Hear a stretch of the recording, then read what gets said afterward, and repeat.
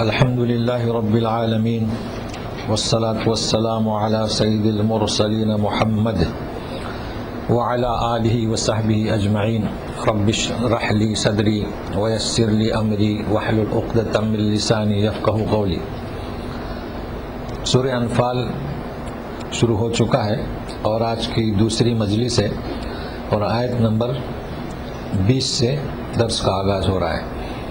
اور جیسا کہ آپ جانتے ہیں یہ انفال یعنی اسلام کی سب سے پہلی لڑائی جنگ بدر، تو جنگ بدر کے پہلے کے حالات، جنگ بدر کے بعد کے، جنگ بدر کے دوران کے، یہ سب حالات پیش کیے جا رہے ہیں۔ تو اس کو ملحوظ رکھیے کہ واقعہ بتایا جا رہا ہے۔ دوسری چیز، جو آیتیں ہیں کن لوگوں کو کہا جا رہا ہے، اس وقت کے جو مشرک تھے عرب کے، ان کے بارے میں ہے، لیکن کچھ حضرات اس کو غلط کوٹ کرتے ہیں اور اس کا رخ تبدیل کرتے ہیں، تو ہمیں بھی معلوم ہونا چاہیے، ہم جواب دے سکیں کہ یہ آیت کا مقصد یہ نہیں ہے۔ تو جیسے کہ بھی آپ ملاحظہ کریں گے، قتل کرنا، گرفتار کرنا، کچلنا، تو وہ دوسرے انداز میں پیش کرتے ہیں، جیسے کہ اسلام یہ کہتا ہے کہ کاٹو پیٹو، تو ایسا نہیں ہے۔ تو کوشش ہم یہ کریں گے کہ جنگ کی ایک تصویر اور اس کے بعد لغت، علمی بیان، قواعد، یہ سب ہمارے لیے بڑے مفید ہوں گے۔ تو سنیے، اعوذ باللہ من الشیطان الرجیم، بسم اللہ الرحمن الرحیم، یا ایہا الذین آمنوا اطیعوا اللہ ورسولہ ولا تولوا عنہ وانتم تسمعون۔ اے ایمان والو، اللہ کی اور اس کے رسول کی اطاعت کرو، اور ولا تولوا عنہ، عنہ یعنی رسول کی اطاعت سے، چونکہ اللہ تعالی حکم دیتے ہیں رسول کو اور رسول ہمیں پیش کرتے ہیں، اس لیے ایک ہی ضمیر آئی، عنہ، یعنی اس رسول کے حکم سے عدولی نہ کرو، منحرف نہ ہو جاؤ، وانتم تسمعون، اور تم سن رہے ہو، مطلب سنتے ہو، ہر آدمی سنتا ہے، وہاں بھی سن رہے تھے مشرکین، لیکن یہ مومنین سے خطاب ہے، اور یہ کب؟ جنگ بدر واقع ہو جانے کے بعد کا قصہ ہے یہ۔ تو آپ سن رہے ہیں کہ رسول کہہ رہا ہے، حکم دے رہا ہے جنگ میں جانے کا، نکلنے کا، کوچ کرنے کا، لہذا تم سن رہے ہو تو کیسا سنو؟ سننا کسے کہتے ہیں؟ سبھی سنتے تھے، نبی کریم نے آواز دی کہ ہمیں نکلنا ہے، دو جماعتیں تھیں، ایک کانٹے والی ایک بغیر کانٹے والی، تو آپ نے سنا، لیکن اسے سننا نہیں کہتے، وہ تو کان سے سن رہے ہیں۔ تو سننے کا مطلب کیا؟ سنیے، وَلَا تَكُونُوا كَالَّذِينَ قَالُوا سَمِعْنَا وَهُمْ لَا يَسْمَعُونَ۔ یہودیوں کی طرف اشارہ ہے، ان کی طرح نہیں ہونا جنہوں نے کہا کہ ہم نے سنا حالانکہ سنتے نہیں تھے۔ کیا مطلب؟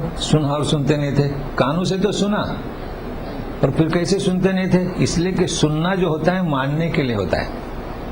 ہم اپنے بیٹے سے کہتے ہیں سن میری سن، کیا مطلب؟ خالی کان سے مت سن، مانو، عمل کرو۔ تو یہودی کہتے تھے کہ سمعنا وعصینا، ہم نے سنا اور ہم نافرمانی بھی ہم نے کی۔ تو اس طرح مت بنو، جب رسول صلی اللہ علیہ وسلم جب آپ کو حکم دیں، کوئی مشورہ دیں، تو سنیے کیسا؟ ماننے والا سنیں۔ تو معلوم، اب اسی چیز کی تشریح ہے، پہلے بھی کہا گیا ہے کہ دل ہے مگر سمجھتے نہیں، کان ہے مگر سنتے نہیں، ہو چکا ہے۔ آنکھیں مگر دیکھتے نہیں، مطلب آنکھوں سے دیکھو کون سا ماننے والا، کانوں سے سنیے ماننے والا۔ اب مثال دی جا رہی ہے کہ جو سنتے ہیں اور مانتے نہیں، انہیں کیا کہنا چاہیے، تو سنیے، ان شر الدواب عند اللہ الصم البکم الذین لا یعقلون۔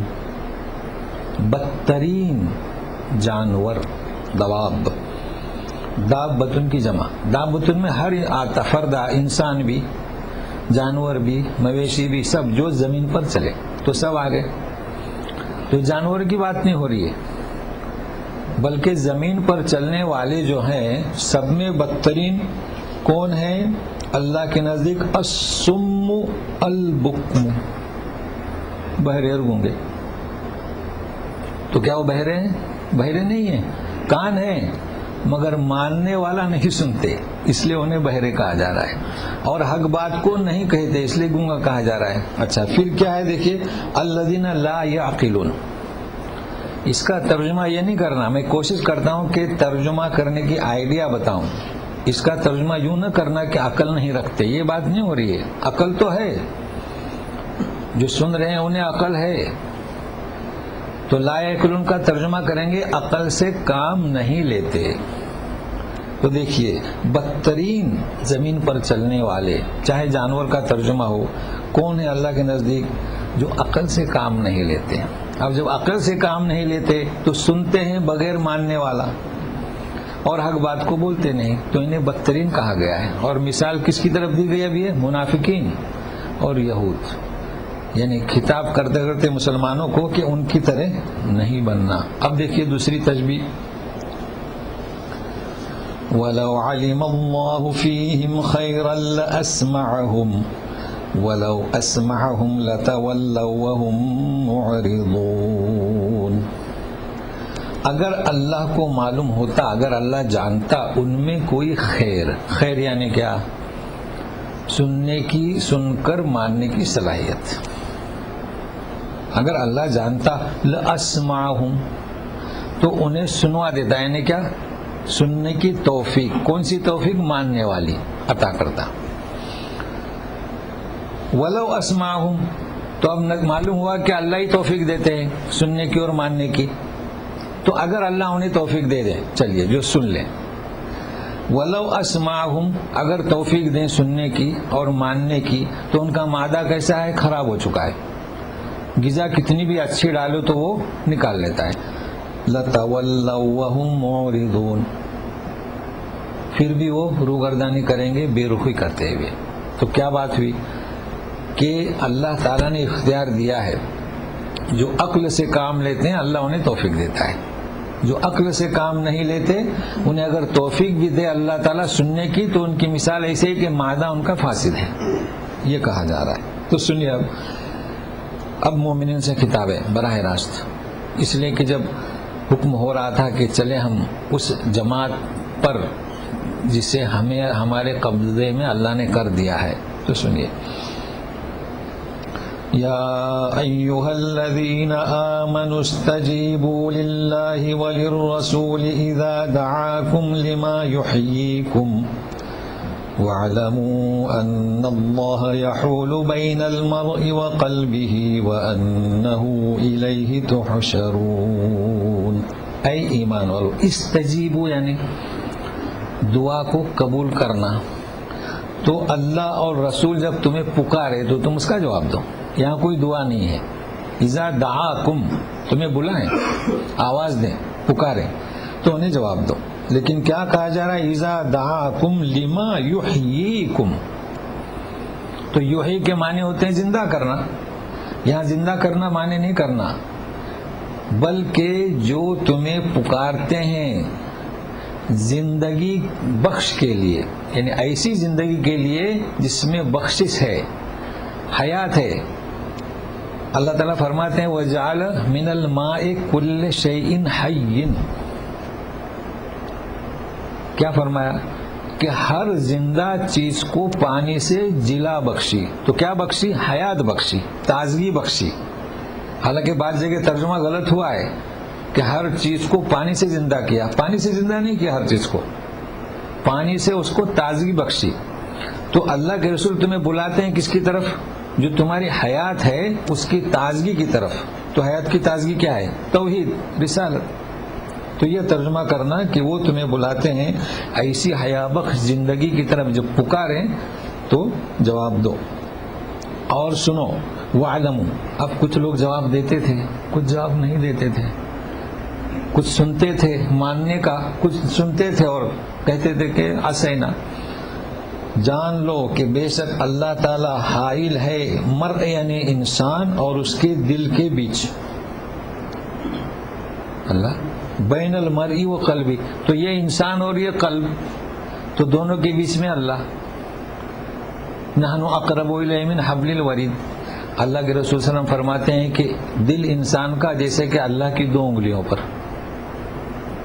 اس طرح کر دے اس طرح کر دے. اس لیے فرماتے تھے یا مقلب القلوب ثبت قلبی علی دینک, اے دل کو پلٹنے والے میرے دل کو تیرے دین پر ثابت قدم رکھ. تو اس کا مطلب یہ کہ وہ حائل ہے, وہ سب جانتا ہے. جو کوئی سنے اور مانے اسے بھی جانتا ہے, جو نہ مانے اسے بھی جانتا ہے. ایک مطلب یہ ہوا. دوسرا مطلب یہ ہوا کہ توفیق اللہ ہی دے گا, اس لیے اللہ کی طرف متوجہ رہو. یہ دونوں اس کے مطلب ہیں. وَأَنَّهُ إِلَيْهِ تُحْشَرُونَ, اور اگر نہیں مانتے تو پھر اسی کی طرف سمیٹ کر جانا ہے. مزید ایک تنبیہ کی جا رہی ہے, سنیے. وَاتَّقُوا فِتْنَةً لَا تُصِيبَنَّ الَّذِينَ ظَلَمُوا مِنكُمْ خَاصَّةً وَاعْلَمُوا أَنَّ اللَّهَ شَدِيدُ الْعِقَابِ. اور ہمیشہ ڈرو اس فتنے سے جو صرف تم میں سے جنہوں نے ظلم کیا ان کو نہیں پہنچتا بلکہ سب کو پہنچتا ہے. ایسے فتنے سے ڈرو. دیکھو ظلم منکم خاصہ, صرف ظالم لوگوں کو نہیں پہنچتا, سبوں کو وہ فتنہ گھیر لیتا ہے. اور یاد رکھو کہ اللہ تعالیٰ سخت سزا دینے والا ہے. تو فتنے 2 قسم کے ہوتے ہیں جسے ہم عذاب کہتے ہیں. ایک عذاب وہ ہوتا ہے جو مخصوص لوگوں کے لیے. وہ کون سا؟ کہ جب رسول دعوت دیتا ہے, جب رسول اس بستی سے نکل جاتا ہے, جب رسول کی حجت قائم ہوتی ہے, وہ انکار کرتے ہیں, اب رسول سمجھتا ہے کہ یہ ماننے والے نہیں, اللہ کا حکم صادر ہوتا ہے, تو صرف خاص لوگوں پر عذاب آتا ہے. یہ کون سا عذاب ہے؟ دوسرا, جہاں پر گناہ, اللہ کے گناہ, شرک, فساد زیادہ ہو, وہاں پر عبرت کے لیے اس آزمائش کے طور پر عذاب آتا ہے. وہ کون سا؟ سیلاب, زلزلہ, تعاون, اس طریقے سے. تو یہ سبوں کو گھیر لیتا ہے, اس میں چنا نہیں جاتا. تو یاد رکھو مومنوں, کوشش یہ کرو کہ سنو, ماننے والا, اصلاح معاشرہ کرتے رہو, اس لیے کہ اس فتنے سے ڈرو جو سب پر آئے گا اور سب اس کی لپیٹ میں آ جائیں گے. اور سنیے پھر اللہ تعالیٰ سخت گرفت کرنے والا ہے. پھر انہیں توجہ دی جا رہی ہے کہ آپ کی پوزیشن کیا تھی, مکے میں کیسے تھے. تو اس کا نقشہ سنیے. وَاذْكُرُوا إِذْ أَنْتُمْ قَلِيلٌ مُسْتَضْعَفُونَ فِي الْأَرْضِ تَخَافُونَ أَنْ يَتَخَطَّفَكُمُ النَّاسُ فَآوَاكُمْ وَأَيَّدَكُمْ بِنَصْرِهِ وَرَزَقَكُمْ مِنَ الطَّيِّبَاتِ لَعَلَّكُمْ تَشْكُرُونَ. کیونکہ جنگ کے میدان سے گھبرائے ہوئے تھے کہ نہیں, یاد کرو اس مکی زندگی کو جب تم قلیل تھے مکے میں, 1 2 3 4 5 اس طرح ایمان لے آتے تھے اور ان کو ستایا جاتا تھا. مستضعفون فی الارض, سرزمین عرب میں کمزور. تخافون, ڈرتے تھے, ان یتخطفکم الناس, کہ لوگ تمہیں اچک لیں. اس لیے کہ جو ظلم ڈھایا تھا, فآواکم, وہ ای تو تمہیں ٹھکانہ دیا. کون سا ٹھکانہ؟ مدینہ کے لوگ پہنچے حج کے موقع پر اور انہوں نے دعوت دی, ورنہ تو رہنا مشکل ہو چکا تھا.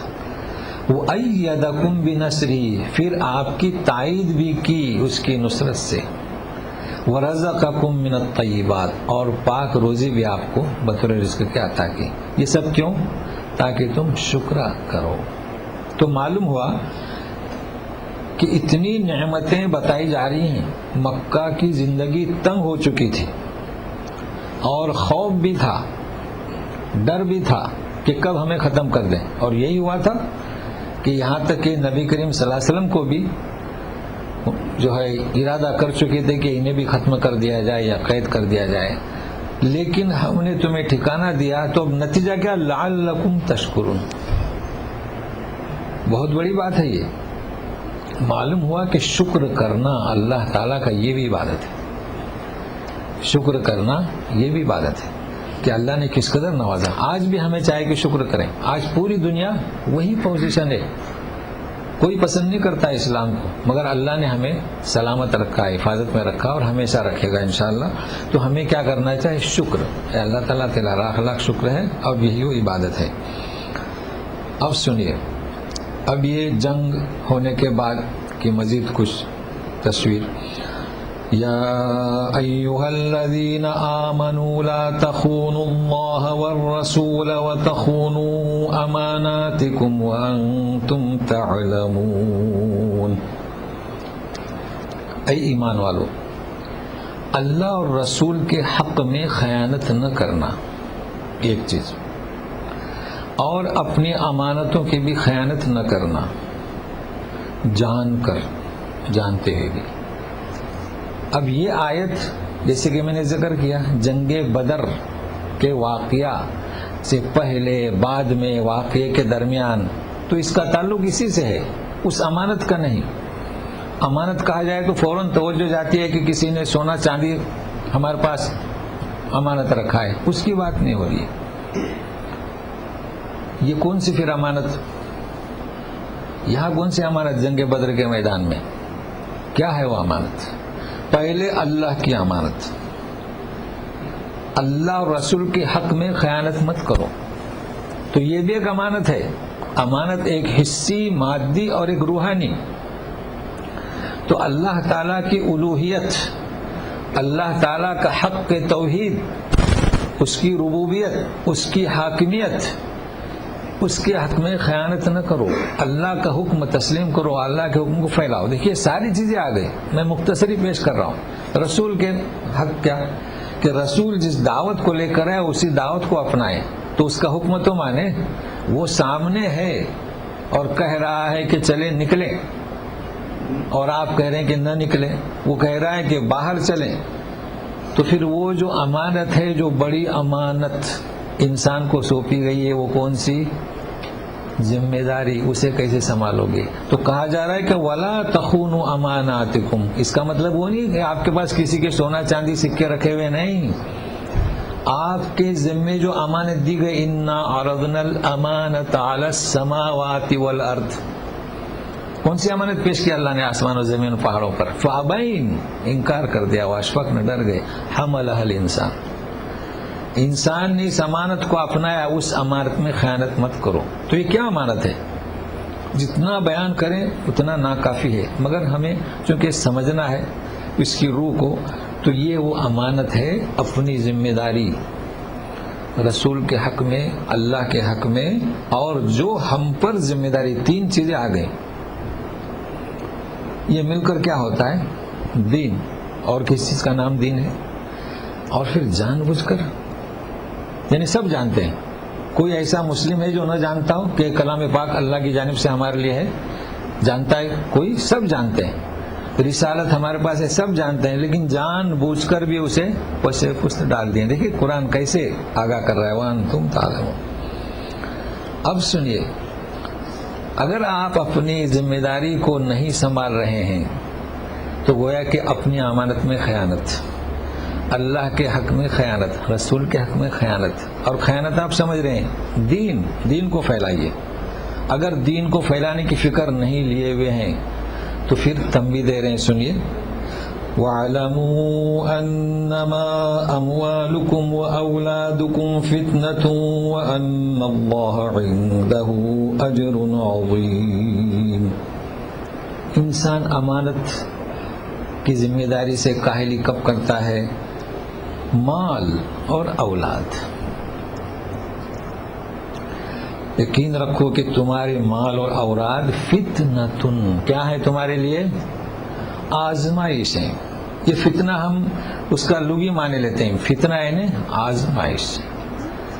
اس لیے کہ اگر اولاد کی مال کی امانت کو نہیں سمجھا یہ فتنہ ہوئے کہ نہیں؟ آخرت میں حساب دینا ہوگا. بتائیے فتنہ ہوا ہمارے لیے یعنی آزمائش. اور اللہ تعالی کے پاس جو اجر ہے بڑا عظیم اجر ہے. یہ فتنہ لفظ کلام پاک میں بار بار آتا ہے تو فتنے کے معنی آزمائش. اور ہم جب کسی کو کہتے ہیں نا فتین تو اس کا مطلب کیا ہوتا ہے؟ شر اور فساد پھیلانے والا. تو وہ ایک لغت کے اندر اس کے معنی ہیں اور ایک تشریح شریعت کے اس کے اندر معنی ہے. تو فتنے کے معنی کیا ہوتے ہیں کہ آزمائش. سنیے بھی یا ایھا الذین آمنوا ان تتقوا اللہ یجعل لکم فرقانا ویکفر عنکم سیئاتکم ویغفر لکم واللہ ذو الفضل العظیم. اے ایمان والو اگر تم اللہ سے ڈرو، اللہ کا تقوی اختیار کرو. تقوی جانتے ہیں مگر دیکھیے کیا کہا جا رہا ہے، یجعل لکم فرقانا، تو بنائے گا تمہارے لیے فرقان عطا کرے گا. کیا فرقان؟ فرقان کسے کہتے ہیں؟ فرقان کے لغت کے اندر معنی حق و باطل کے اندر پرکھنا، شناخت. تو پرکھنے تو کسوٹی عطا کرے گا، تمیز کرنا کہ حق کیا اور باطل کیا ہے. ہر فرد کے اندر اللہ نے یہ ودیت رکھی ہے، اس کے لیے کوئی ڈگریاں لینے کی ضرورت نہیں ہے. یہ فرقان ہے کیا؟ یہ ڈگریوں سے نہیں ملتا. فرقان انسان میں یہ ودیت ہے کہ صحیح کیا اور غلط کیا. آپ دیکھیں گے ہمارے اڑوس پڑوس میں جو غیر ہیں، جنہوں نے کبھی کلام پاک کو ہاتھ نہیں لگایا، ہم سے اچھا کبھی کبھی سمجھتے ہیں کہ حق کیا اور غلط کیا ہے. بس یہ اور بات ہے کہ اللہ انہیں توفیق نہیں دیتا کہ توحید کے بارے میں، لیکن دوسرے بھی معاملات میں حق غلط کیا اور صحیح کیا. تو اللہ کا تقوی اختیار کرو تو تمہیں بتائے گا، تمیز کرو کہ صحیح کیا اور غلط کیا. کتنی بڑی بات ہے. اللہ تعالیٰ فرماتے ہیں واتقوا اللہ ویعلمکم اللہ. تقوی اختیار کرو تمہیں سکھائے گا اللہ. تقوی اختیار کریں گے تو علم بھی وہ عطا کرے گا. تقوی اختیار کریں گے تو کسوٹی بھی دے گا کہ پرکھو سونا ہے کہ چاندی ہے، صحیح ہے یا غلط ہے. تو یہ چیزیں ہم لوگوں میں کیوں نہیں؟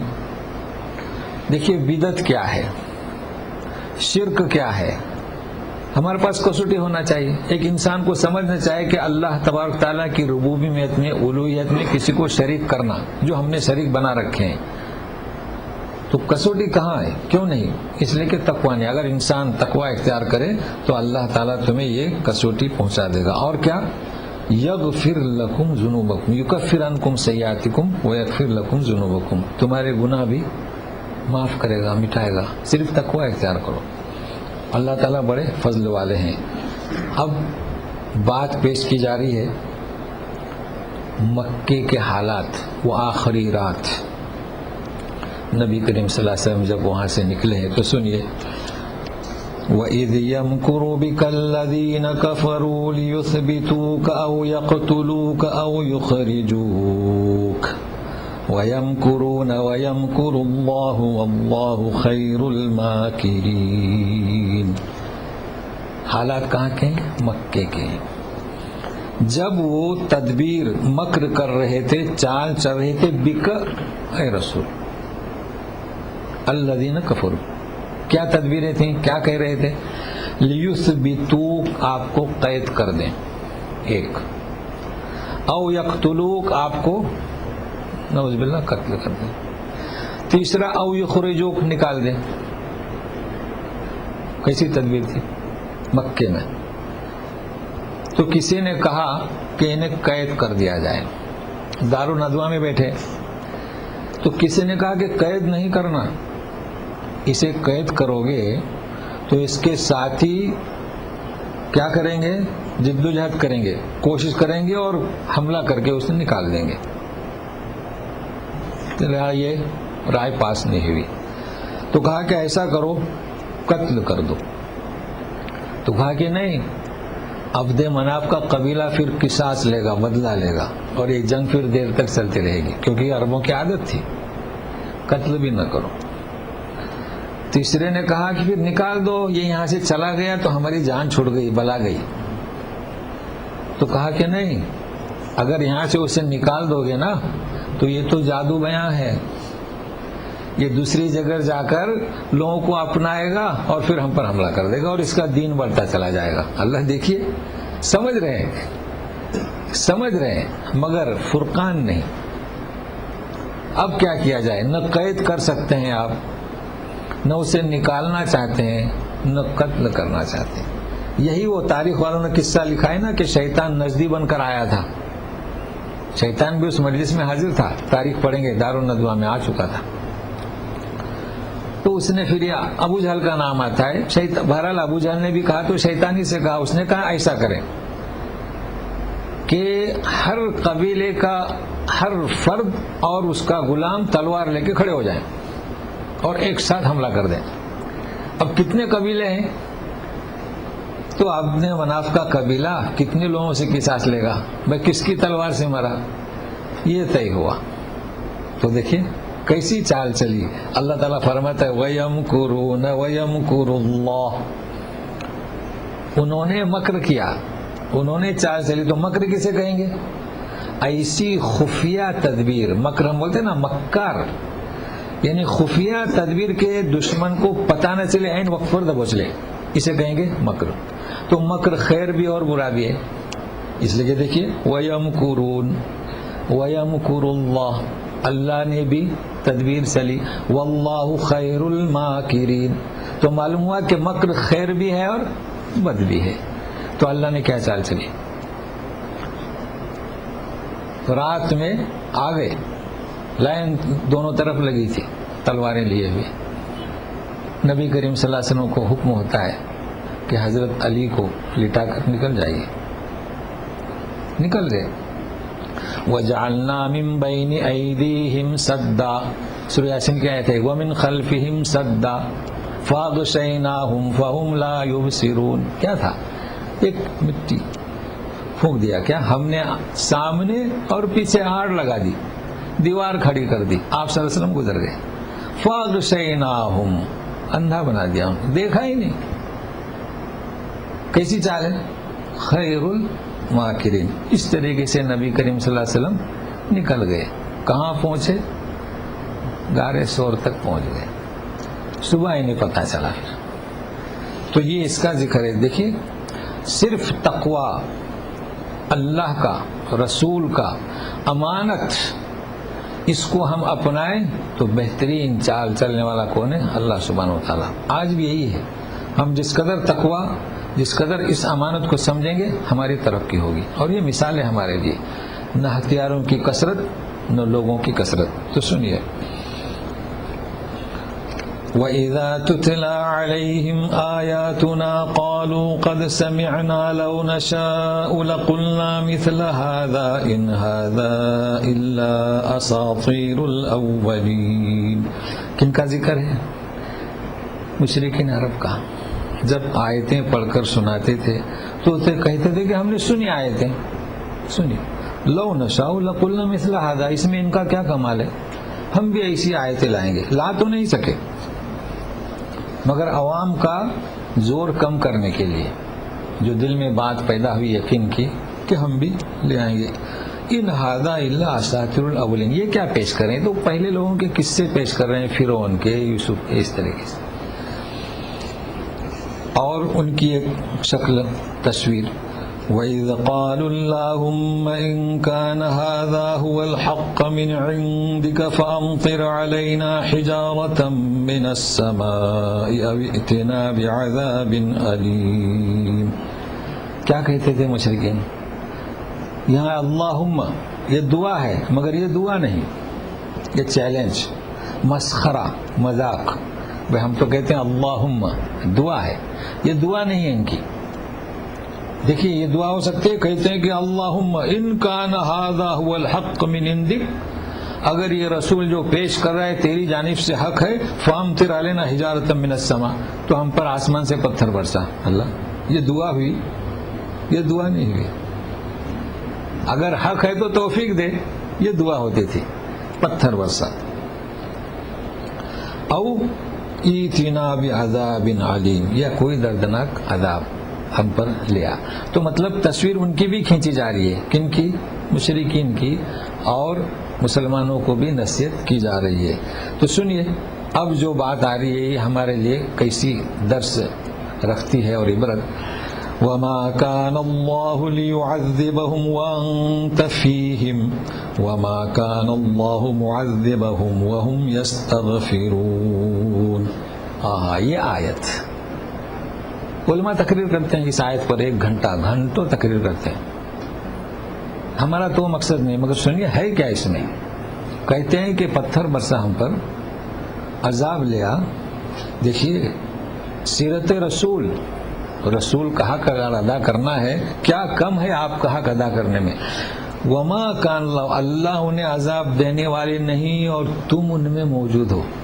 دیکھیے کیا سعادت ہے.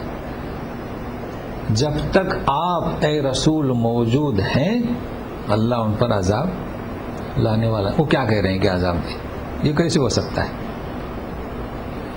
اچھا اب آپ نہیں ہیں، آپ تو مدینہ میں چلے گئے، اب تو عذاب آ سکتا ہے نا؟ نہیں. کیا فرماتے ہیں؟ وَمَا كَانَ اللَّهُ مُعَذِّبَهُمْ، اللہ ان پر عذاب نہیں لائے گا اس قوم پر. وَهُمْ يَسْتَغْفِرُونَ، اللہ جو مغفرت طلب کرتے. تو کیا تھا؟ یہ طواف کرتے تھے، یہ بھی مغفرت طلب کرتے تھے، یہ طواف کرتے تھے، حاجوں کی خدمت کرتے تھے. یہ پس منظر ہے ان کا، لیکن ہمارے لیے بھی درس ہے کہ ہم میں اب آپ کی ذات تو موجود نہیں، لیکن آپ کا مشن موجود ہے، کلام پاک موجود ہے، سیرت رسول موجود ہے. یقین مانیے کہ جس طریقے سے نبی کریم صلی اللہ علیہ وسلم مکہ میں ہونا ان کے وجود کا سبب تھا، کن کے؟ ان مشرکین عرب کے وجود کا سبب تھا. آج بھی اس دین کا اس دنیا میں پایا جانا ان سارے کفاروں کا وجود کا سبب ہے. جس دن نبی کریم صلی اللہ علیہ وسلم یا نبی جب نکل جاتا ہے تو ان کا وجود ختم ہو جاتا ہے. جس دن یہ دین ختم ہوگا، کوئی بھی اللہ کہنے والا نہیں ہوگا، اس وقت قیامت آئے گی، کعبہ کی اینٹ سے اینٹ توڑ دی جائے گی، پھر ضرورت ہی کیا. مگر یہ ہمیں پتہ نہیں تو ہم دوسروں کو کیسے خبر دیں کہ یہ دین اللہ کا، اس کو اپنانے والے سبب ہیں کس کا؟ اس دنیا کے بقا کا. اچھا دوسری چیز یستغفرون. تو درس ہمارے لیے کہ جب استغفار کا مطلب کیا، لوگوں نے وہ کیا رہتے ہیں دانے جمع کرنا شروع کر دیے، 1000 اور 10,000. نہیں، اس کا نام استغفار نہیں. نبی کریم صلی اللہ علیہ وسلم ہمیشہ استغفر اللہ استغفر اللہ استغفر اللہ. انسان کے اوپر کچھ مشکل آئے تو سمجھ جائے کہ کچھ میری گرفت ہو رہی ہے، استغفر اللہ. کیا مطلب استغفر اللہ؟ ہم سے لغزشیں ہوتی ہیں، خطائیں ہوتی ہیں، خیانت ہوتی ہے، مطلب حق کے ادا کرنے میں، اللہ کے رسول کے، بیوی کے، بچوں کے، اپنے ماتحتوں کے، بڑوں کے. تو استغفار کیجیے. جب استغفار کریں گے اللہ معاف کر دیں گے تو مشکل نہیں آئے گی. کتنی واضح بات ہے، کتنی واضح ہے. تو استغفار وہ نہیں کہ جمع ہو کر ہمیشہ انسان استغفر اللہ، کبھی کس پر مشکل ہے تو استغفر اللہ، نماز کے بعد، نماز کے پہلے استغفر اللہ. یعنی میں جانتا نہیں مجھ سے کیا خیانت ہو رہی، کیا حق میں کوتاہی ہو رہی ہے. لیکن اب ہم توجہ کرتے ہیں ان کے استغفار کے. تو سنیے وَمَا لَهُمْ أَلَّا يُعَذِّبَهُمُ اللَّهُ وَهُمْ يَصُدُّونَ عَنِ الْمَسْجِدِ الْحَرَامِ وَمَا كَانُوا أَوْلِيَاءَهُ إِنْ أَوْلِيَاؤُهُ إِلَّا الْمُتَّقُونَ وَلَكِنَّ أَكْثَرَهُمْ لَا يَعْلَمُونَ. یہ استغفار کرتے تھے، کعبہ کا طواف کرتے تھے، مگر ہوا کیا؟ ان پر کون سا عذاب آیا؟ ان پر عذاب کون سا آیا؟ پہلے ان کے استغفار کی حقیقت. کیوں ان پر عذاب نہ آئے اللہ لائے؟ وہ روکتے ہیں مسجد حرام سے ایک چیز، وما کان اولیاءہ، اور مسجد حرام کے یہ متولی نہیں.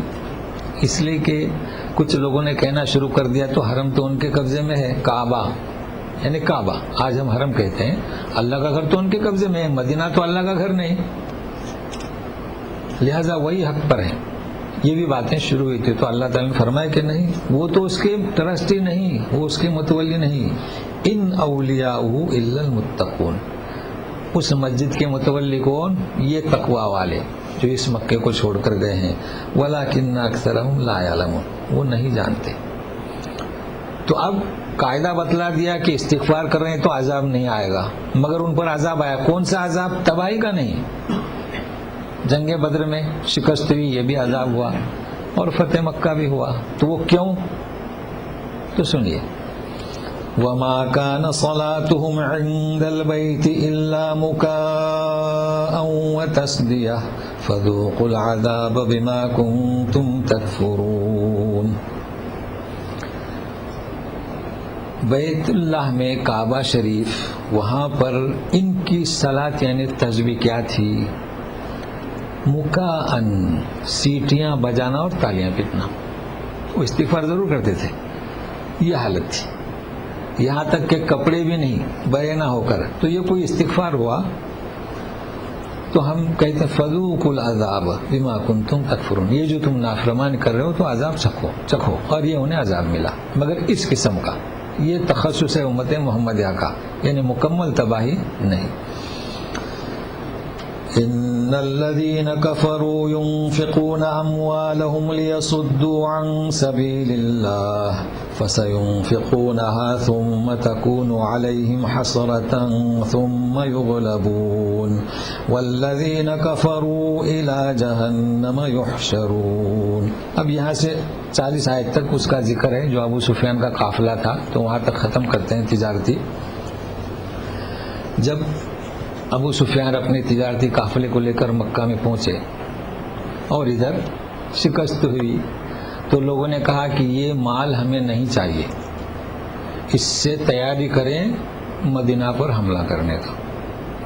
بس یہ سنیے گے کہ جو کافر ہیں اپنا مال خرچ کرتے ہیں تاکہ روکے لوگوں کو اللہ کی راہ سے. ٹھیک ہے، تو وہ خرچ کرتے ہیں. ثم تکون علیہم حسرتاً، پھر ان پر کیا ہوگی؟ وہ حسرت ہوگی، ندامت ہوگی. اور ہوا ثم یغلبون، پھر مغلوب ہوں گے. ہوئے، چڑھ آئے تھے مدینہ میں لیکن پھر مغلوب ہی ہوئے، فتح مکہ ہو چکا. والذین کفروا، دوسری بات جو کافر ہیں تو الی جہنم یحشرون، انہیں سمٹ کر لے جایا جائے گا جہنم کی طرف. اب دیکھیے ان کی اس نیت کا جواب مکمل. لِيَمِيزَ اللَّهُ الْخَبِيثَ مِنَ الطَّيِّبِ وَيَجْعَلَ الْخَبِيثَ بَعْضَهُ عَلَى بَعْضٍ فَيَرْكُمَهُ جَمِيعًا فَيَجْعَلَهُ فِي جَهَنَّمَ أُولَئِكَ هُمُ الْخَاسِرُونَ. یہ ایسا کیوں؟ تاکہ اللہ تعالیٰ خبیث کو اچھے سے علیحدہ کرے. لیمیز کون ہے لوگ؟ یہ جنگ، یہ شکست، اور یجعل الخبیث بعض علی بعض، ایک ساتھ ملائے. فیرکموا جميعا، پھر یکجا کر دے. فیجعلوا فی جہنم، یہ جہنم میں ڈال دے. اولئک هم الخاسرون. بات بالکل واضح ہے. قل للذین کفروا ان ينتهوا یغفر لهم ما قد سلف وان يعودوا فقد مضت سنة الاولین. جنگ بدر میں شکست ہونے کے بعد کیا کہا جا رہا ہے؟ کہہ دو ان سے، اے کافروں، ان ینتہو، اگر یہ باز آتے ہیں، یغفر لہم، تو ان کی بخشش ہوگی. اب جو بچے ہیں ان کے لیے ما قد، جو کیا وہ کیا، اس کی بخشش. وہیں یعودو، پھر لوٹتے ہیں اگر حملہ کرنے کے لیے، فقط مضت سنت الاولین، پہلوں کا راستہ معلوم ہو چکا ہے، کتنی امتیں ہلاک ہو چکی ہیں. اب جو آیت آ رہی ذرا غور سے سنیے. مطلب میں اس میں اختصار سے اس لیے چل رہا ہوں کہ یہ جنگ بدر کا واقعہ پیش کیا جا رہا ہے. ہمارا مقصد تو جنگ پر ابھارنا نہیں ہے. اب یہ آیت جو آ رہی ہے اس کو سمجھیں کہ اس کا مقصد کیا ہے. ان سے کہا جا رہا ہے جنہوں نے اللہ کے اس حرم پاک سے لوگوں کو روکا، مکہ چھوڑنے پر مجبور کیا، اور دین کی صحیح حق کو باطل کی کشمکش. تو حکم ہو رہا ہے وَقَاتِلُوهُمْ حَتَّى لَا تَكُونَ فِتْنَةٌ وَيَكُونَ الدِّينُ كُلُّهُ لِلَّهِ فَإِنِ انْتَهَوْا فَإِنَّ اللَّهَ بِمَا يَعْمَلُونَ بَصِيرٌ وَإِن تَوَلَّوْا فَاعْلَمُوا أَنَّ اللَّهَ مَوْلَاكُمْ نِعْمَ الْمَوْلَى وَنِعْمَ النَّصِيرُ. دیکھیں آیت میں ہی جواب ہے. لوگوں کے غلط درج کرنے کا، ان سے لڑو، ان کو قتل کرو یہاں تک کہ فتنہ باقی نہ رہے. شرط لگا دی، کہاں ہے مارو پیٹو کاٹو، کہاں ہے، فتنہ باقی نہ رہے، دین کو قبول کر لیں، دین سارا کے سارا اللہ کے لیے ہو جائے. چونکہ یہ روک رہے تھے، کہیں ہے دیکھیے. اچھا فَإِنِ انتہو، اس آیت کو کوٹ نہیں کرتے، بس اگر وہ باز آ جائیں فَإِنَّ اللَّهَ بِمَا يَعْمَلُونَ بَصِيرٌ. اب وہ جو کر رہے ہیں اللہ خوب جاننے والا ہے کہ وہ جنگ لڑنا نہیں چاہتے، وہ فتنے سے لوگوں کو دین سے روکنا نہیں چاہتے. دیکھیے وَإِن تَوَلَّوْا، پھر اگر وہ روگردانی کرتے ہیں، پھر مطلب نہیں مانتے، مطلب آپ انہیں پکڑیے، قیدی بنائیے، چونکہ میدان جنگ میں ہے، اور شر کو مٹائیے. کیوں مٹائیے؟ مقصد کیا کہ اس دین حقیقی سے لوگوں کو روک رہے ہیں، تو یہ فتنہ مٹ جانا چاہیے. اگر باز آتے ہیں بات ختم ہوگی، اور اگر نہیں تو فَاعْلَمُوا، تو یاد رکھو کہ ان اللہ مولاکم، تمہارا حامی اللہ ہے. وَنِعْمَ الْمَوْلَى، یہی بہت بڑا حامی ہے اور بہت حمایت کرنے والا ہے. مطلب ایک کیا دلاسا دیا جا رہا ہے کہ گھبرانے کی ضرورت نہیں، اور یہی اصل میں ہوا کہ اللہ کی حفاظت ساتھ میں رہی اور آج تک ہے. تو یہ جنگ بدر کے واقعات کو میں نے پیش کیا ہوں، اور آپ دیکھیں اس آیت کو غیر کیسے کوٹ کرتے ہیں. تو ہمیں معلوم ہونا چاہیے کہ آیت کا مقصد کیا ہے، یہ وہ نہیں ہے. تو اسی پر اکتفا کرتا ہوں. پھر آگے جو سوال جو کیے تھے نا، یسألونک عن الانفال، کہ غنیمت کا مال کس کا، اب اس کی تقسیم آ رہی ہے. تو پہلے تربیت ہوئی، اب تقسیم تو اس کے لیے آئندہ. اب یہ ہمارا درس قرآن ختم ہو رہا ہے، لیکن مجلس باقی ہے. بخاری کا درس ہوگا ایک لمحے کے بعد. کاغذات لے لیجئے.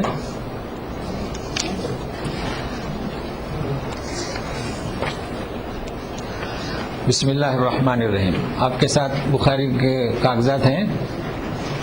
بہت ہیں، نکال تھیلے میں سے نکالو اپنے.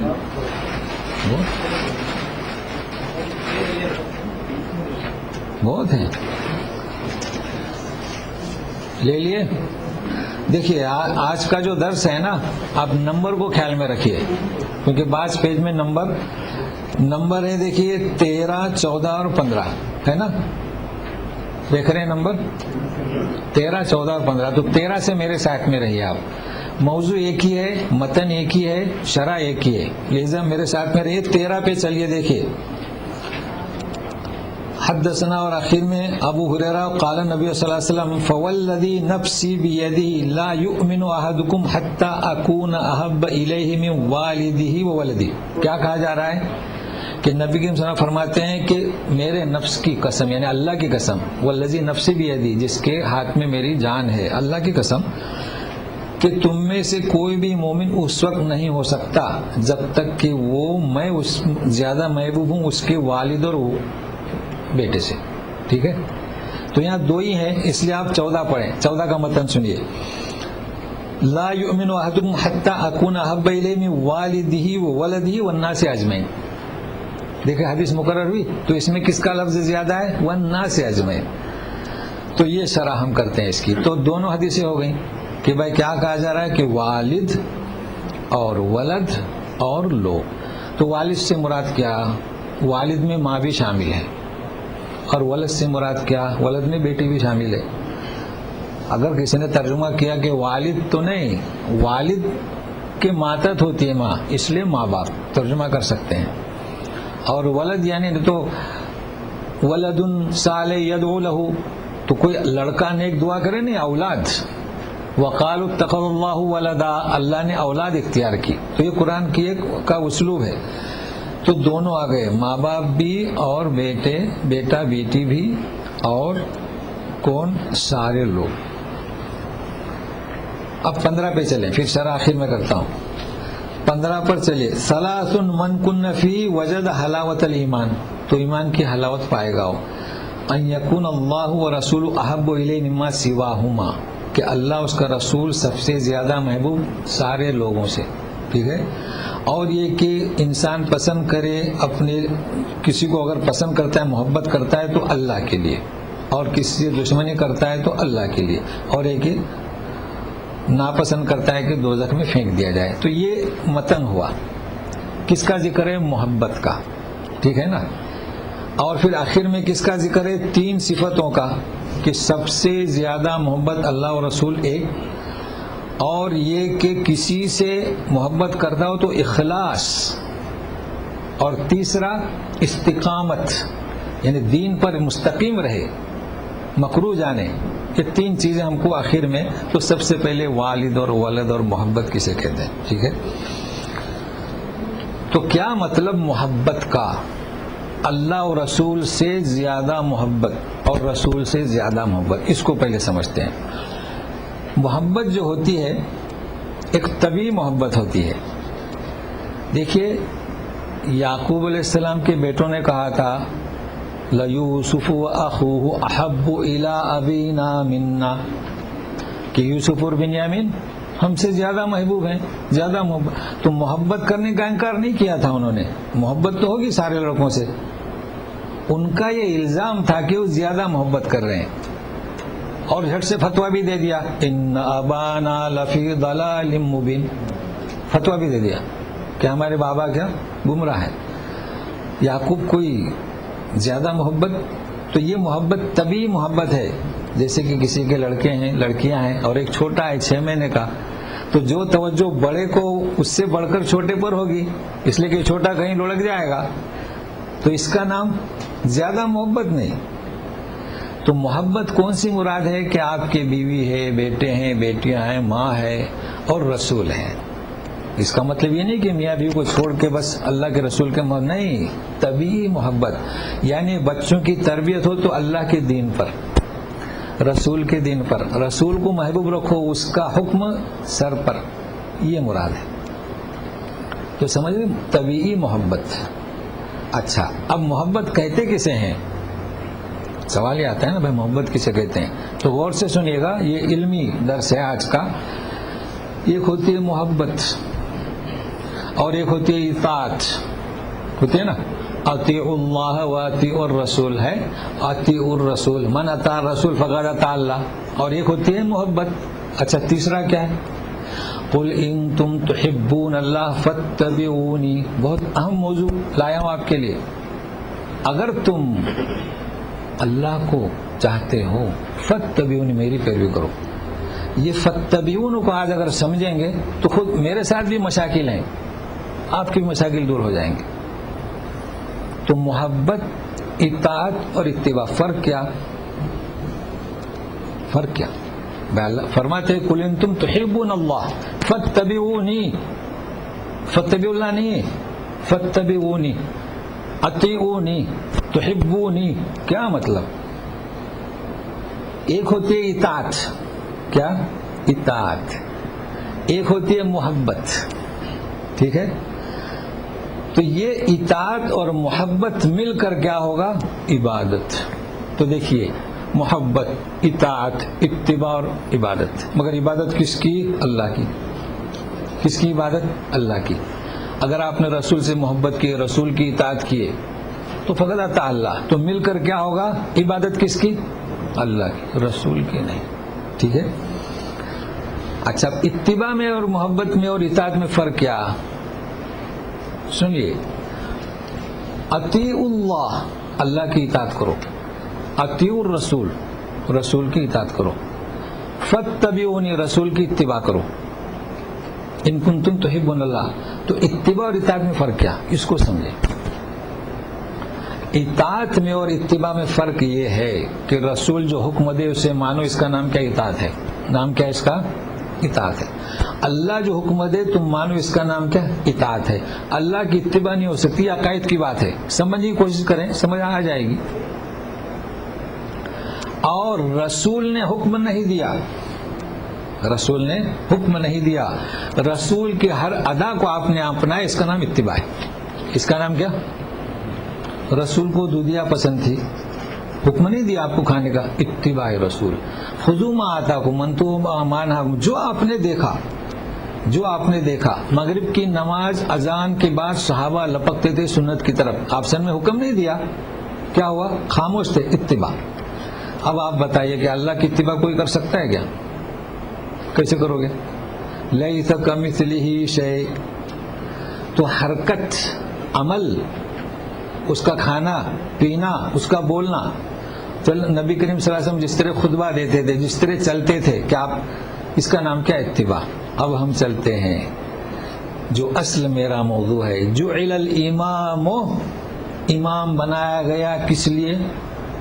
لیتبع بھی، تاکہ اس کی اتباع کی جائے۔ اب سنیے گا، بڑے بڑے علامہ پیچھے رہتے ہیں، نماز پڑھا والا کون رہتا ہے؟ تو بولے اس کو کچھ سوجھ بوجھ نہیں ہے، کسی کو لائے پھٹے پرانے کپڑے، حافظ صاحب ہیں، چلیے، ہے نا؟ خود میرے ساتھ مسائل ہیں، اس لیے کہ وہ پڑھتے ہیں ایسی بغیر قواعد کے، اب کیا جائے؟ ہمیں حکم ہے امام کی اطاعت کا نہیں۔ امام کہتا ہے اے مصلیو رکوع میں جاؤ، نہیں، وہ تو رکوع میں جاتا ہے، اور جب منتقل ہوتا ہے تو اللہ اکبر، ہم اس کی اتباع کرتے ہیں، اطاعت نہیں۔ کیا کرتے ہیں؟ اتباع اطاعت کیسے کر سکتے ہیں؟ اطاعت اللہ و اطیعوا الرسول۔ تو اس میں اب وہ جو الجھن کیا ہے کہ کوئی نماز پڑھاتا ہے، اس کی تجوید، اب ماشاءاللہ آپ لوگ تو سمجھ رہے ہیں، مارک کرتے ہیں کہ یہ تو غلط پڑھ رہا ہے، اور ہوتا ہے ایسا، کوئی جو اس کی پڑھائی ہے کچی، تو اب سوال بڑی الجھن پیدا ہوتی ہے۔ تو نہیں، آپ کسی مسجد میں جائیے، جو امام ہے وہ اس کا حق نہیں، اہل نہیں، تجوید نہیں، تو کیا کیا جائے؟ ہمیں حکم ہے کہ اس کی اتباع کرو۔ وہ نماز پڑھ رہا ہے، آپ سورہ فاتحہ پڑھ لیجئے، ظہر میں بھی پڑھ لیجئے، عصر میں بھی پڑھ لیجئے، مغرب میں وہ، عشاء میں وہ پڑھ رہا ہے، سن لیجئے، بہرحال جو بھی اس میں، تو آپ اس کی اتباع کریں۔ کرتے ہیں نا؟ اگر وہ 4 رکعت والی نماز میں دوسری رکعت میں قاعدے میں نہیں بیٹھا اور اوپر اٹھا، تو وہ کیا کہتا ہے کہ میرے ساتھ میں اٹھو؟ ہم کیا کرتے ہیں؟ اٹھتے ہیں۔ کیوں؟ اتباع۔ جبکہ اطاعت کیا ہے؟ اللہ کے رسول بیٹھے تھے، تو اگر وہ اٹھ گیا تیسری کے لیے، ہم اس کی اتباع میں اٹھیں گے۔ وہ سجدہ سہو کرے گا، ہم اس کی اتباع میں سجدہ سہو کریں گے۔ تو یہ بات واضح ہوئی۔ ہاں ہے۔ اب ایک چیز سنیے گا، تو یہ اطاعت، محبت، اتباع، ٹھیک ہے؟ اب سنیے 15ویں حدیث میں غور سے سنیے کہ ان یکون اللہ ورسول احب الیہ مما سواہما، یہ بھی علمی درس ہے کہ اللہ کا رسول، اللہ اور اس کا رسول، مما سواہما، دونوں، ہما یعنی کون؟ اللہ اور رسول۔ اچھا، تو کیا مطلب؟ آپ نے کبھی سنے ہوں گے کہ اللہ اور رسول کو ایک ضمیر میں جمع کیا گیا، بخاری کی حدیث ہے نا؟ تو پھر کیا مطلب اس کا؟ ایک صاحب خطبہ دے رہے تھے اور دیتے ہیں من یطع اللہ ورسولہ فقد رشد، دیتے ہیں نا کہ جس نے اللہ رسول کی اطاعت کی وہ کامیاب ہوا۔ ومن یعصہما، اور جو دونوں کی نافرمانی کرے، فإنہ لا یضر الا نفسہ ولا یضر اللہ شیئا۔ یہ نکاح میں بڑے زور سے خطبہ ہوتا ہے، کبھی آپ نے غور کیے؟ کچھ لوگ پریشان ہوتے ہیں، یہ کیا کہا اس نے، غصے میں بھر آتے ہیں، یہ کیسے جمع کیا؟ اللہ اور رسول کو ایک ضمیر میں جمع کیا۔ تو سنیے، ایک صاحب نے خطبہ دیے تھے، بڑا دلچسپ موضوع ہے، کہا کہ من یطع اللہ ورسولہ فقد رشد ومن یعصہما، رک گئے۔ کیا مطلب ہوا؟ کہ جو کوئی اللہ رسول کی اطاعت کرے وہ بھلائی کو پہنچا، اور جو نافرمانی کرے دونوں کیوں بھلائی کو پہنچا، ہوا نا مطلب؟ اس لیے کہ رک گیا۔ پھر کہا کہ فإنہ لا یضر الا نفسہ، تو آپ صلی اللہ علیہ وسلم نے فرمایا بئس الخطیب، بہت ہی برا خطیب ہے۔ اب میں سمجھاتا ہوں پریشانی کیا ہوتی ہے۔ سورہ احزاب کی 72 کی آیت، لیعذب اللہ المنافقین والمنافقات، عذاب دے منافق مردوں کو اور عورتوں کو، والمشرکین والمشرکات، عذاب دے۔ تو حافظ صاحب پڑھتے ہیں والمشرکات، رک گئے۔ پھر کہتے ہیں اور مشرک عورتوں کو، اور مومن توبہ کرے، مشرک عورتوں کو ملاتا ہے، والمشرکات ویتوب اللہ علی المؤمنین والمؤمنات بئس القاری۔ کیا مطلب ہوا؟ کہ مشرک عورتوں کو عذاب میں بھی ملایا، پھر مومنین کے ساتھ ملا رہا ہے، تو اس کا نام کیا؟ بئس القاری۔ اچھا، اسے آپ اگر ہدایت کریں کہ میاں یہ کیا کر دی، نہیں ایسے ہی پڑھنے کو مجھے کہا، کون سے مدرسے میں پڑھے؟ وہ بڑے مدرسے میں پڑھا ہوں، تو اب بے اصل قاری کہے کہ صبر کر لو، اس لیے کہ ہمیں کیا کرنا ہے؟ اتباع کرنا ہے، اطاعت نہیں۔ تو یہ ذہن نشین رکھ لیجئے کہ اگر کوئی الجھتا ہے تو یہ قاعدے میں نے بتلا دیے، اطاعت، محبت، اتباع اور یہ ضمیر میں جمع کرنا۔ تو یہ امام بخاری نے حدیث کو لائے ہیں، ان کا مقصد کیا؟ اب ہم گزرتے ہیں بخاری کی طرف، یہ تو ہم نے شرح کر دی، ان کا مقصد کیا کہ ان حدیث کو کیوں لائے، انہوں نے یہاں جمع کیوں کیے؟ انہوں نے جمع اس لیے کیے، جیسے کہ ان کا سوال تھا اور میں نے کہا تھا کہ آئندہ جواب دوں گا، کہ اس میں یوں کہا جا رہا ہے کہ لا یؤمنو، یعنی کوئی تم میں سے مومن نہیں ہو سکتا۔ دیکھیں ہے نا، لا یؤمنو، تینوں حدیث میں ہے نا، تو مطلب کیا اس کا لا یؤمنو؟ ایمان کا جز، تو اس کو بھی ذہن میں رکھیے۔ امام بخاری نے یہاں کیوں لائے؟ ایک تو ایمان کے ارکان، ان تؤمن باللہ ورسولہ تقیم الصلاۃ، یہ کیا ہے؟ ایمان کے ارکان ہے، ایمان کے ارکان، اسلام کے ارکان، ملائکتی و کتب رسولی۔ پھر یہ کیا ہے؟ اس سے ایمان کا تکملہ ہوتا ہے۔ مگر انسان نے ایمان لایا اس نے، مگر ایمان کو اب مزین کیسا کیا جائے، منور کیسے کیا جائے؟ تو آپ کے اندر اخلاق فاضلہ، خصائل حمیدہ یہ ہوں، تاکہ آپ کے ایمان کو یہ اخلاق جلا بخشیں گے، زندگی بخشیں گے، یہ مراد ہے۔ تو مقصد کیا کہ ایمان بڑھتا ہے اور گھٹتا ہے۔ اگر آپ ایمان لے آئے، اخلاق آپ کے اندر نہیں، آپ اپنے لیے چاہتے ہیں، دوسروں کے لیے نہیں چاہتے، اللہ رسول سے اتنی محبت نہیں کرتے، تو آپ کا ایمان ناقص ہے۔ لیکن اب ایک اور نقطہ کہ لوگوں سے محبت کرنا ایمان میں سے ہے۔ کیا ہے؟ لوگوں سے محبت کرنا ایمان میں سے ہے، لیکن اللہ رسول سے محبت کرنا ایمان یہی ہے کہ اللہ رسول سے محبت کرو۔ لہذا باب جو باندھے امام بخاری نے، فرق ہے، اللہ اس کے رسول سے محبت کرنا ایمان اصل ہے، اور لوگوں سے محبت کرنا ایمان میں سے ہے۔ اس کو یاد رکھیں، عربی میں وہ عبارت ہے تو اس کا ترجمہ اس طرح ہوگا، اس لیے کہ آمنت باللہ و رسولہ، یہ تو اصل بنیاد ہے۔ تو یہ ہے حلاوت الایمان اور حب الایمان، امام بخاری نے اس طریقے سے باب باندھے ہیں، اور ہم مستفید ہونے کی کوشش کرتے ہیں، تو اتنا ہی کافی ہے انشاءاللہ۔ وصلی اللہ تعالی علی خیر خلق محمد و آلہ وصحبہ اجمعین برحمتک یا ارحم الراحمین۔ جو جانا چاہیں وہ جا سکتے ہیں۔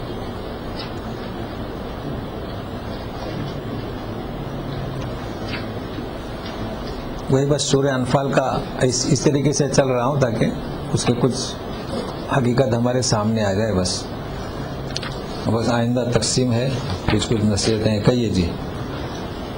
ابھی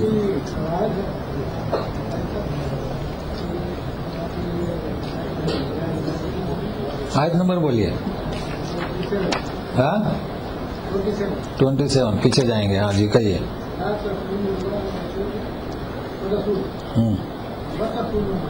وہ تخونو امان، ہاں اچھا ترجمے کی وجہ سے، اچھا ہاں کوئی بات نہیں، اب ابھی بتا دیتے ہیں۔ ہاں تو یہ کیا ہے، ان کا سوال سمجھیے۔ دیکھو آیت نمبر 27 نکالیے، الذین آمنوا لا تخونوا اللہ والرسول، اللہ اور رسول کے حق میں خیانت مت کرو۔ اب ظاہر ایسا ہمیں مل رہا ہے، وہ تخونوا اماناتکم، اپنی امانت میں خیانت کرو، تو ایسا نہیں ہے۔ یہ قرآن کا اسلوب کیا، عطف، 2 دفعے لا نہیں آتا، وہ جو ہے نا یہ بدل ہوتا ہے، ولا تخونوا اللہ ورسولہ، اور جو وہ آیا ولا تخونوا اماناتکم، یہ قرآن نہیں، یہ قرآن شریف کا اصول ہے نا، ایسا یہ ادب ہے۔ اردو میں بھی ایسے بولتے ہیں، اردو میں جب آپ لکھتے ہیں نا، کھائے نہ پیے، نہ کھائے نہ پیے نہیں لکھتے ہیں آپ اردو میں۔ جو صحیح اردو ہے، ایک شخص سے آیا، کھایا اور نہ پیا، تو نہ ایک ہی دفعہ لگاتے ہیں، مگر عربی کا اسلوب کیا ہے، پہلے نہ کھایا اور پیا، اس کا مطلب کیا، نہ کھایا اور نہ پیا۔ اردو میں کیا، کھایا اور نہ پیا۔ آپ دیکھیں، غور کریں، جب اردو پڑھیں گے نا اخبار وغیرہ، تو وہاں بھی یہی اسلوب ہے، انگریزی میں بھی یہی اسلوب ہے جی، نہیں کرتے ہیں۔ ہاں جی جی جی، اچھی تحریر نہیں کہلاتی جی۔ اور جہاں لکھا ہوا ہے نہ کھایا نہ پیا مطلب ہے کہ ادب سے نیچے اتر گیا. تو ادب لیکن آپ مار کریں, اگر آپ کو قرآن سے دلچسپی ہونا براہ راست ڈائریکٹ جو میں کہہ رہا ہوں تو نظر آئے گا کہ ادب بھی انہوں نے یہیں سے لیا ہے, یہیں سے لیا ہے, مگر محنت کرنا ہے. بہت اچھا ماشاء اللہ. تو ذہن میں آیا ہے نا ولا تخونو اور وہ تخونو. جی ہاں ہاں جی ہاں جی ہاں جی ہاں جی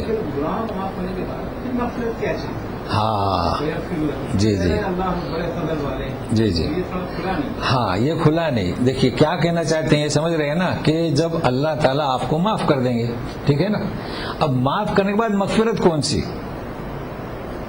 غور سے سنیے گا. تو معاف کیا کرتے ہیں, مان لیجئے کہ ایک انسان ہے, اس نے خطائیں کیا, لغزشیں کیا, شراب پیا, زنا کیا, چوری کیا, کہ اسلام آنے سے پہلے قتل کیا, لڑکیوں کو درور سب لے لیجئے.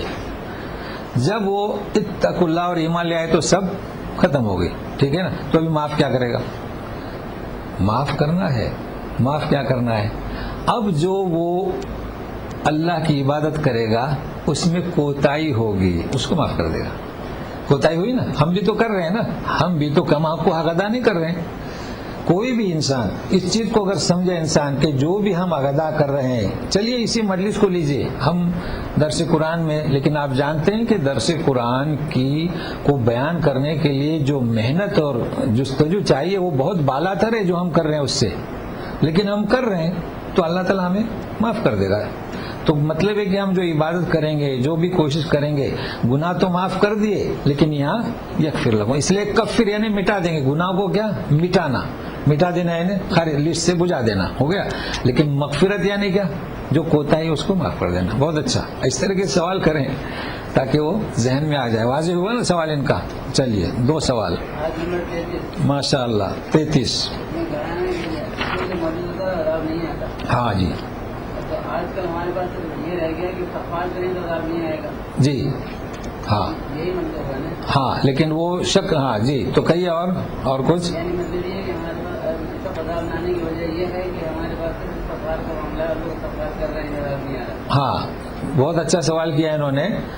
یہ کیا کہہ رہے ہیں کہ رسول اگر ہے تو عذاب نہیں آئے گا, ہے نا, تو صرف استغفار سے عذاب آئے گا, یہ مطلب نہیں. مطلب سنیے گا, مکہ والوں کے لیے رسول وہ وہاں سے چلے گیا, ٹھیک ہے نا, تو ان پر عذاب آنا چاہیے تھا, مگر وہ کعبے کا طواف کر رہے تھے, ٹھیک ہے. پھر اس کی نفی کر دی کہ نہیں ان کی تسبیح تو تالیاں بجانا اور سٹیاں بجانا تھی, تو ان پر عذاب آیا, ٹھیک ہے نا. اب یہ کہنا کہ رسول ہم میں موجود نہیں, رسول کا مشن موجود ہے, رسول نے جو حیا ہمیں دی وہ موجود ہے. تو امت محمدیہ پر عذاب کیوں نہیں آئے گا, یہ تو ان کے لیے خطاب تھا, مشرکین کے لیے. لیکن امت محمدیہ صلی اللہ علیہ وسلم رسول موجود نہیں ہے, مگر کیا موجود ہے, تو یہ جو لوگ سوچتے ہیں کہ ہم استغفار کرتے رہیں, میں نے کہا نا کہ گھنٹوں بیان کرتے ہیں کس پر, استغفار پر, اور یہ نہیں بتاتے کہ رسول موجود نہیں, ان کی حیات بخش زندگی جو ہے سیرت موجود ہے, تو اسے ہم اپنائیں تو عذاب نہیں آئے گا. اور استغفار اپنی جگہ پر, اس سے انکار نہیں کیا جا سکتا. استغفار اگر ہمارا صحیح ہے, وہ بیج والا نہیں, تو دونوں چیزیں ہیں, قرآن کو اپنائیں, سیرت رسول کو اپنائیں اور استغفار کریں. تو بہت اچھے موقع پر سوال کیا انہوں نے, ورنہ یہ نہ سمجھے خالی استغفار کرتے رہے پھر تو خانقاہ میں جانا پڑے گا. ہاں جی ہاں, تو میں نے بتایا تھا کہ مشن, لیکن مختص. جی کہیے ماشاء اللہ. اچھا جی ہاں ہاں یہ تو آج بھی ہو رہا ہے, ہاں کر رہے ہیں, جی ہے نا. جی اس کے لیے پھر کیا کریں گے, وہ کر رہے ہیں, ہاں وہ کر رہے ہیں, اور مطلب اس پہ ڈنکے کی چوٹ پہ کرتے ہیں. جی ہم کیا کریں گے, ہمارے لیے کیا حکم ہے؟ ہمارے لیے یہی دو جو منار ہمارے لیے وہی, اللہ تعالیٰ ان سب کو جمع کرے گا اور سب کو جہنم میں دھکیل دے گا. ہمارے لیے 2 چیزیں ہیں, مختلف شکلیں ہیں, جی. ٹی وی ہے, انٹرنیٹ ہے, ہاں جی, اور جو بڑے بڑے بینک ہیں ان کے قرضے ہیں, جی جی ان کے ذریعے بھی یہ یا سکون ان سبیل اللہ ہو رہا ہے. جی جی جی جی. تو اس میں مسلم امہ کیا کرے گی؟ مطلب کیا مطلب ہے کہ یہ چینل وغیرہ سب ان کے قبضے میں ہے. ہاں سبیل اللہ, ہاں ہاں ہماری کیا کوشش ہونی چاہیے؟ ہاں تو ہم ان کا سوال یہ ہے کہ اب پورا انہوں نے یہ سمجھو الیکٹرانک ہے، میڈیا ہے، سب ان کے قبضے میں ہے، تو ہماری کوشش یہ ہو کہ ہم اپنے قبضے میں اپنا بھی چلائیں. اب جب وہ وہاں سے حملہ کرتے ہیں چینلوں سے یا میڈیا سے تو ہم بھی اس کا جواب دیں، ہے نا. لیکن ہمارے لوگ بہت پیچھے ہیں اس میں، تو ہم بھی محنت کریں. چلنے نہیں دیتے نا اس کو، جی جی چلنے نہیں دیتے ہیں، سازشیں کرتے ہیں اس کو. ہاں وہ تو نہیں کرنے دیں گے نا، وہ تو کیونکہ سازشیں کریں گے اسلامی چینل ہمارے چل رہے ہیں، نہیں. ہاں لیکن کوشش کرتے رہیں، ہاں کوشش کرتے رہیں.